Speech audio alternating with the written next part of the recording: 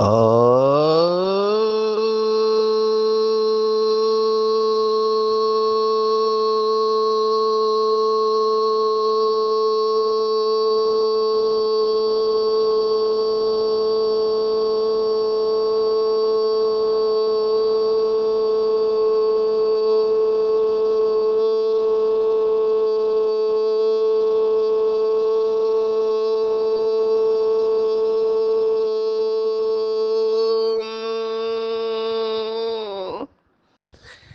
शांति।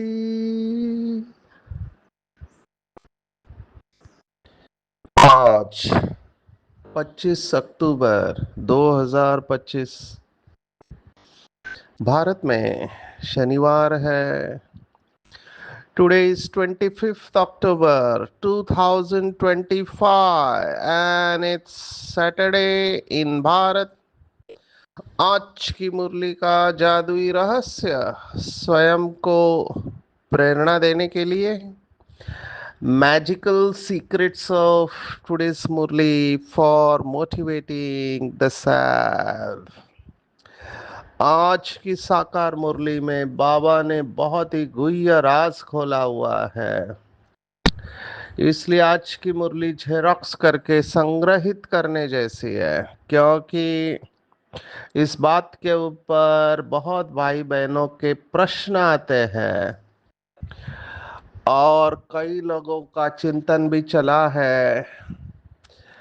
बाबा ने आज once for all स्पष्ट कर दिया है। अभी बाबा की कई सारी बातें परस्पर विरोधी लगती है, क्योंकि बाबा एक मुरली में कुछ कहता है, दूसरे मुरली में और कुछ कर देता है। हमने पहले भी बताया कि ये इसलिए होता है क्योंकि बाबा ने बहुत बार कहा है कि मैं एक ही साथ सब कुछ नहीं बताता हूं, धीरे धीरे राज खोलता जाता हूं।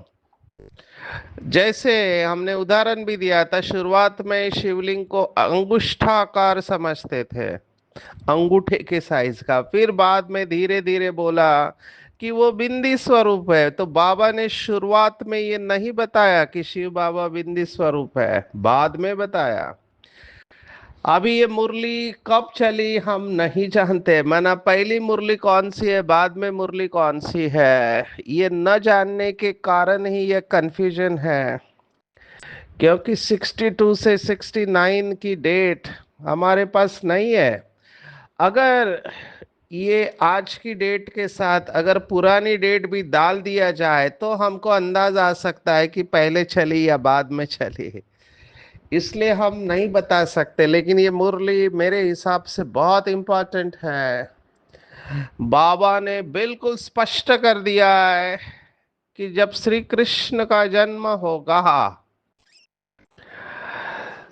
तब सभी भ्रष्टाचारी खत्म हो जाते हैं। माना जब तक कोई भी भ्रष्टाचारी इस दुनिया में है, श्री कृष्ण का जन्म नहीं हो सकता। ये बहुत कैटेगरिकली कहा है, ये पूरा पैराग्राफ। माना ये पूरा पैराग्राफ जो थर्ड पेज का है, सेकेंड लास्ट, उसको पूरा पढ़ना चाहिए अच्छी तरह से। अभी मुझे इसके ऊपर काफी चिंतन चला, आप भी अपना चिंतन करते होंगे। मैं ये पॉइंट इंपॉर्टेंट इसलिए समझता हूँ क्योंकि बहुत सारे बाबा के बच्चों ने वीडियो बना के यूट्यूब के ऊपर डाले हैं कि श्री कृष्ण का जन्म हो चुका है। अभी इसका लॉजिक क्या है वो तो वही जानते हैं, हम सब ये वीडियो सुनते नहीं है। क्योंकि जितना ज्यादा लोगों को आप सुनेंगे उतना आप कंफ्यूज होने के चांसेस है। डिफरेंस ऑफ ओपिनियन बाबा के बच्चों में है और रहेगा, क्योंकि सत्य तो केवल एक शिव बाबा ही जानता है। जब बाबा ही अपनी मुरलियों को बदलता रहता है माना बाबा की बातें बदलती रहती है, इसलिए कंफ्यूजन उत्पन्न होता है। कभी बाबा कहता है कि न बिसरो न याद करो। अभी न बिसरो न याद करो का क्या भाव है? भूलो भी नहीं और याद भी नहीं करो तो समझ नहीं पाते हैं। अभी न बिसरो न याद करो का भाव ये है कि शिव बाबा को भूलो मत और ब्रह्मा को याद मत करो। अभी कुछ दिन पहले बाबा बाबा आया था, तो बाबा बाबा करना चाहिए कि नहीं करना चाहिए? एक तरफ बाबा कहता है शिव शिव शिव शिव बोलना ही नहीं है, तुमको मंत्र की तरह याद नहीं करना है, और दूसरी तरफ कहता है कि बाबा बाबा करते रहो। तो कंफ्यूज हो जाते हैं। इसमें मैंने बहुत लोगों को पूछा जो वरिष्ठ भाई है, तो उन्होंने कहा कि दो आत्माएं बोल रही है, एक शिव बाबा बोल रहे हैं, एक ब्रह्मा बाबा बोल रहे हैं। तो हम सब बाबा के बच्चे नंबरवार इसलिए है क्योंकि हम सब अपनी बुद्धि के अनुसार बाबा को महसूस करते हैं। इवन मुरली को भी हम अपनी बुद्धि के अनुसार महसूस करते हैं, और उसमें कोई गलत है ऐसे मुझे नहीं लगता है। मैं अपना सीक्रेट बता रहा हूँ कि मेरा सीक्रेट है कि मैं सभी को स्वीकार करता हूँ, और अगर कोई कुछ कहता भी है उल्टा सुल्टा, तो मैं उसको टीका के रूप में न लेकर फीडबैक के रूप में लेता हूँ। देखो, क्रिटिसिज्म और टीका में फर्क है। क्रिटिसिज्म नेगेटिविटी के भाव, माना नकारात्मकता के भाव को उत्पन्न करता है, क्रिटिसिज्म या टीका। और फीडबैक है, ये फीडबैक हमको इम्प्रूवमेंट का मार्जिन रखता है। जब हम कह रहे हैं कि कोई संपूर्ण बना नहीं है, तो अगर आप संपूर्ण नहीं बने हैं, तो आप की बातें संपूर्ण कैसे हो सकती है? हम टारगेट जरूर संपूर्णता का रखते हैं, नंबर 1 पॉइंट। नंबर 2 पॉइंट, हम सबकी अवस्था बदलते रहती है, कभी तो बहुत अच्छी रहती है, कभी कैसे रहती है। नंबर 3 पॉइंट, जैसे हम आगे बढ़ने लगते हैं इस ज्ञान मार्ग में, हमारी समझ भी बदलने लगती है। अभी ये सेवा बाबा ने दी है मुरली रहस्य की, तो हम अलग अलग प्रयोग करके देख रहे हैं। अभी आपको एक प्रयोग सुना रहे हैं कि मुझे ये बात बहुत अच्छी लगी जब दादी कहती थी कि मैं शब्द दादी ने इस्तेमाल नहीं किया, दादी ये कहती है, दादी को आज ऐसे लगा। तो हमने ये प्रयोग चालू किया, सचिन भाई को ऐसे लगता है, सचिन भाई को वैसे लगता है। अभी कई लोगों को ये अच्छा नहीं लगा, मुझे फीडबैक आया कि आप अपने नाम की बहुत महिमा करते हैं। तो मैंने कहा जी ठीक है, मैं उसको बदल देता हूँ। तो फिर मैंने कहा कि मैं और मेरा शब्द इस्तेमाल करता हूँ। अभी वो भी कई लोगों को अच्छा नहीं लगता है, कहते बार बार आप मैं और मेरा कहते हैं। फिर मैंने चालू किया कि इस आत्मा को ऐसे लगता है, तो उधर भी ऑब्जेक्शन आया। तो चिंतन चला कि आप कुछ भी कहो, कुछ लोग आपको स्वीकार करेंगे, कुछ लोग आपको स्वीकार नहीं करेंगे। अभी ये इतना दूसरों के बारे में आप सोचते रहो तो आप कुछ नहीं कर पाओगे। तो आप अपना भाव अंदर से श्रेष्ठ रखो। बाबा ने मैं और मेरे का ये बताया है कि मैं और मेरा जब बोलते हो तो अंदर भाव रखना चाहिए, क्योंकि लौकिक में बोलते समय आपको भाषा में मैं और मेरा इस्तेमाल करना ही पड़ेगा, दूसरा ऑप्शन ही नहीं है। लेकिन भाव को शुद्ध रखना, और हर एक को स्पष्टीकरण देने की जरूरत नहीं है। आप देखो, मुझे कितने सारे लोग कितने सारे प्रश्न पूछते हैं, अभी मैं हर एक को जवाब देने जाऊं तो मेरा समय उसी में ही चला जाएगा। तो मैं हर एक को जवाब देने में जाता नहीं हूँ, उसके लिए दुआएं भेजता हूँ कि आत्मा खूब आगे आए, बाबा का नाम बाला करे, माला का मणका बने, बस इतना करके मैं छोड़ देता हूँ। तो कहने का मेरा भाव है कि ड्रामा में वैरायटी था है और रहेगा। तो बाबा जो भक्ति मार्ग की कहानी है, हाथी कैसा है, हम सब ने हाथी का अलग अलग पार्ट महसूस किया है, और हम सबका पार्ट अलग अलग है। तो कई को किसी की बातें अच्छी लगेगी, किसी को और किसी की बातें अच्छी लगेगी। अभी इसमें यही सिद्ध होता है कि हम सब अलग अलग आत्माओं के साथ जुड़े हुए हैं। अभी ये बात भी समझ में आती है कि बाबा ने कहा हर एक अपने सेक्शन में जाकर परम धाम में रहेगा, तो देवता धर्म का भी सेक्शन है जिसमें अष्टरतन के साथ 108 जुड़े हुए हैं, 108 के साथ 16,108 जुड़े हुए हैं, और 16,108 के साथ 9 लाख जुड़े हुए हैं। तो आपका जहां पर पार्ट होगा, जिस आत्मा के साथ, जिस विजयी रतन के साथ, उसके साथ आप जुड़ने वाले हो, उसकी बातें आपके दिल को टच करेगी, तो आपको उनकी बातें स्वीकार होगी। एक गोल्डन रूल ऑफ थंब हम कहते हैं कि हम किसी को भी अपना ओपिनियन माना मत जो है वो फोर्स नहीं करते हैं, माना हम कहते नहीं कि यही सच है, हम ओपन रखते हैं बात को, और ये कहते हैं कि आप अपनी चॉइस करो, आपको क्या करना है। सजेस्ट करना है तो हम सजेस्ट करते हैं, बाकी हर आत्मा का अपना निर्णय होता है कैसे जीना है। कई बाबा के बच्चे ने अपना डिसीजन ले लिया है कि मुझे ऐसे ही जीना है, मुझे सेंटर पर जाना नहीं है, मैं घर से ही पुरुषार्थ करूंगा, ये कई बाबा के बच्चों ने डिसीजन लिया है।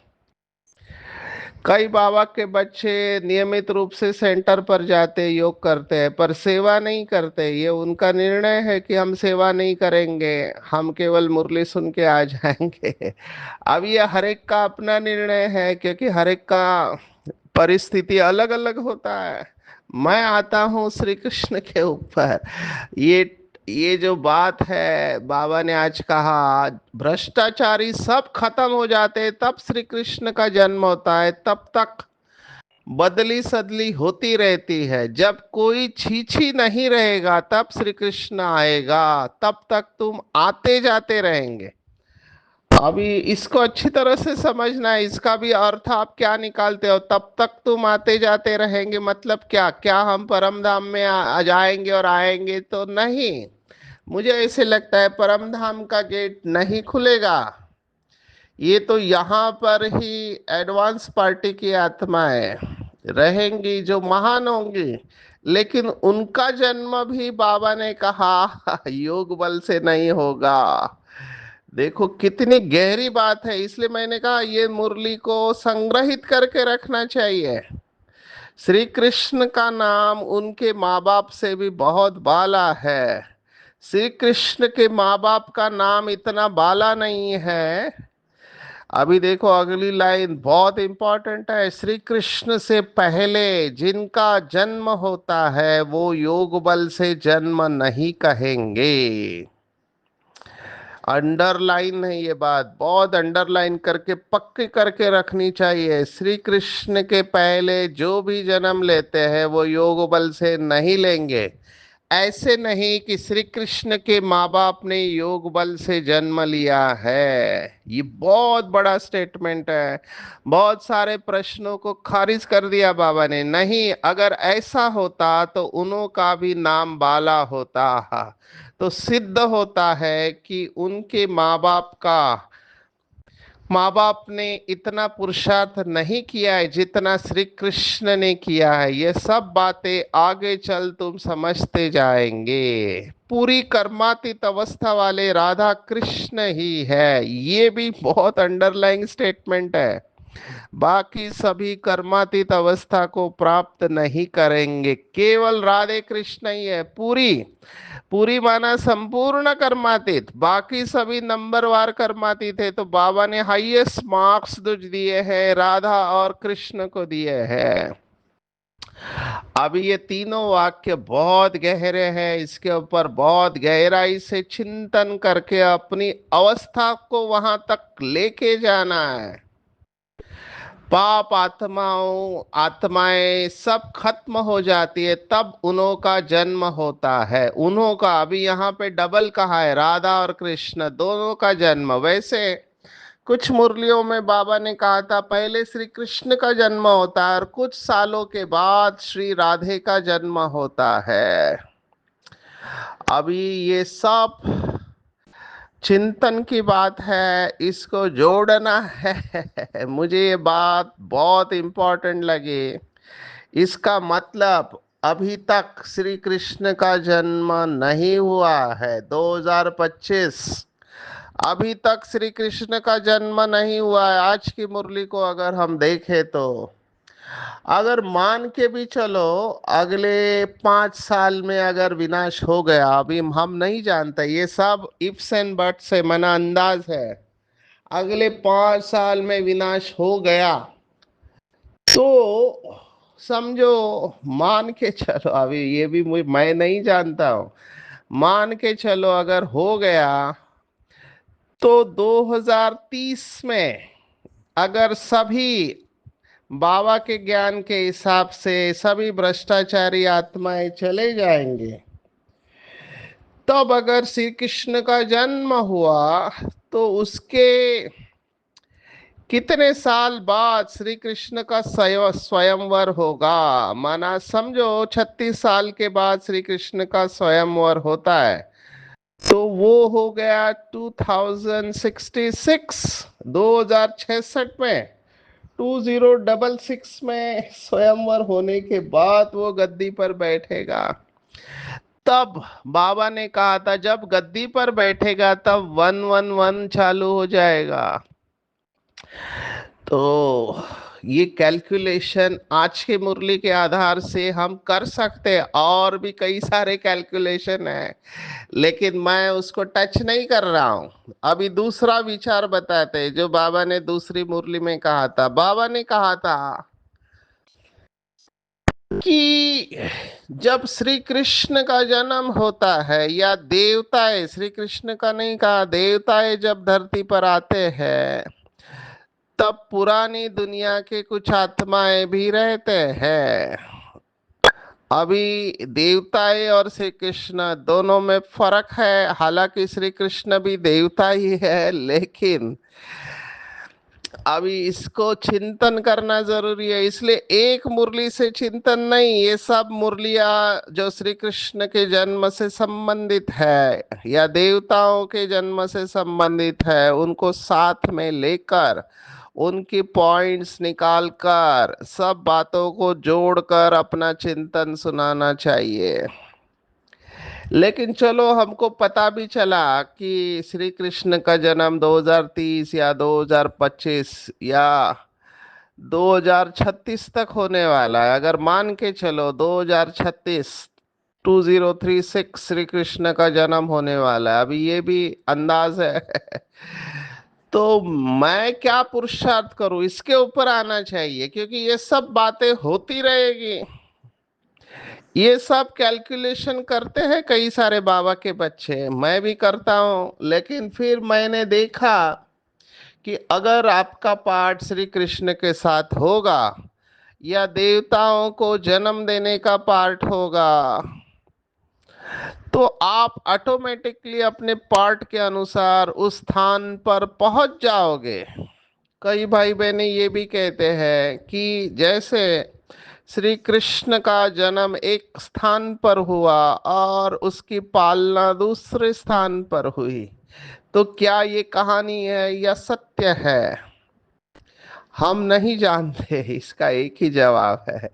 कई सारे बाबा के बच्चे बहुत कॉन्फिडेंटली, बहुत आत्मविश्वास के साथ कई सारी बातें करते हैं, और भोले भाले बाबा के बच्चे जो तर्क लगाना जिनको नहीं आता है, वो इन बातों में आ जाते हैं और एक दूसरे को ये बातें सुनाते रहते हैं, और वैसे वायुमंडल बन जाता है।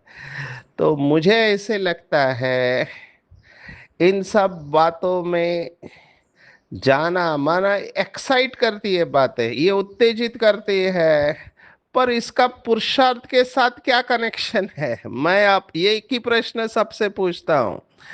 इन सब बातों का चलो मुझे पता भी चल गया, अगर मान के चलो मुझे पता चला कि 1936 से 2036, अगर 2036 में श्री कृष्ण का जन्म होना है जो अभी तक हुआ नहीं है, अगर ऐसा है तो भी मुझे वही पुरुषार्थ करना है।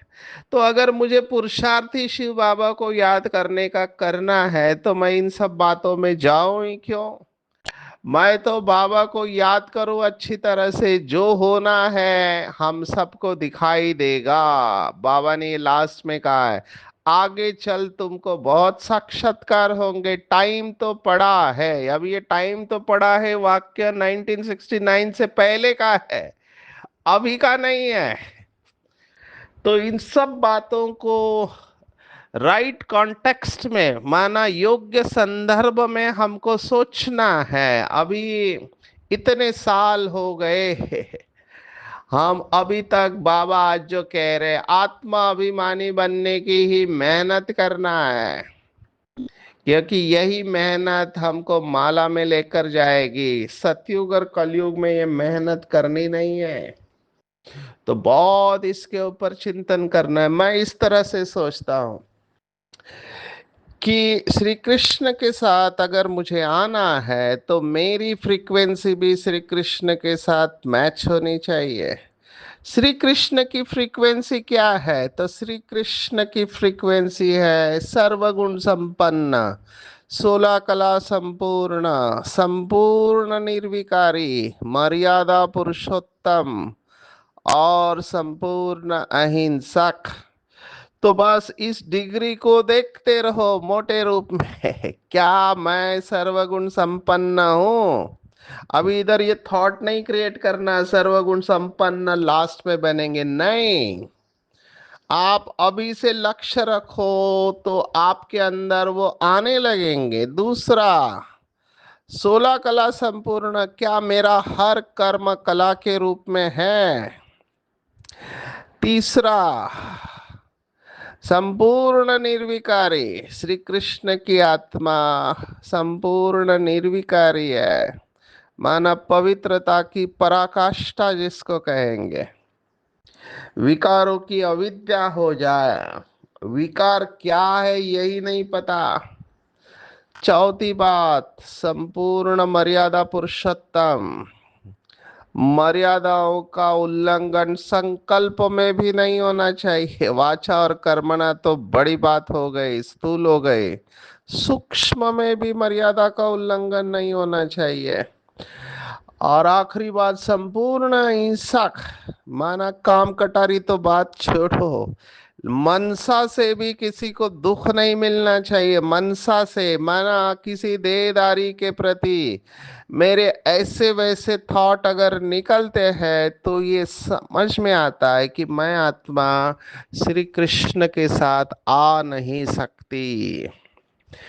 तो आप चिंतन करेंगे कि बाबा ने ये जो क्राइटेरिया बताया उसमें मैं कितना फिट बैठते हूँ। बाकी ये सब श्री कृष्ण का जन्म कब होगा, कब आएगा सतयुग, इसमें चिंतन करने के बजाय अपने पुरुषार्थ के ऊपर चिंतन करना चाहिए। पूरी कर्मातीत अवस्था के ऊपर चिंतन करना चाहिए। अपने कर्म बंधनों को समाप्त करने के ऊपर चिंतन करना चाहिए। तो आई होप इसके ऊपर बहुत सारे प्रश्न आएंगे मुझे, मैं इसकी अपेक्षा करता हूं। लेकिन फिर से मैं यही बात कह रहा हूं, अभी जब भी ये मैं और मेरा कहता हूँ अंदर से भाव अटेंशन रखता हूँ कि मैं आत्मा हूँ शिव बाबा की संतान। बाबा ने आज और एक इम्पोर्टेंट बात कही है जो हठयोग सिखाने वाले हैं उनको शायद अच्छी नहीं लगे है।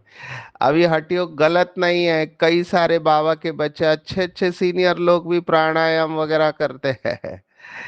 बाबा ने आज देखो क्या कहा, कोई नाक कान आदि नहीं बंद करना है। अभी कुछ है जैसे मैंने सुना है, मैं नहीं जानता, ये ब्यास में जो आश्रम है राधा स्वामी, वो शायद कान को बंद करते हैं और अंदर ही अंदर आवाज सुनते हैं। तो ये सब प्राणायाम में अलग अलग प्राणायाम होते हैं, जैसे भ्रमरी प्राणायाम, कान बंद किया जाता है, आंख बंद किया जाता है वगैरह वगैरह, या अनुलोम विलोम होता है उसमें नाक बंद किया जाता है। तो बाबा ने कहा कोई नाक कान आदि नहीं बंद करना है। शिव भगवान वाच, मूल बात है अपने को आत्मा समझ बाप को याद करना है। मैं सभी जो योगा सिखाने वाले हैं मुझे पूछते हैं कि ये सच ये ठीक है या नहीं। मैं कहता हूँ आप जो भी करो आप बाबा की याद में आत्मा अभिमानी बन के करो और सामने वालों को भी बताओ, अपने को आत्मा समझ के ये कर्म करना।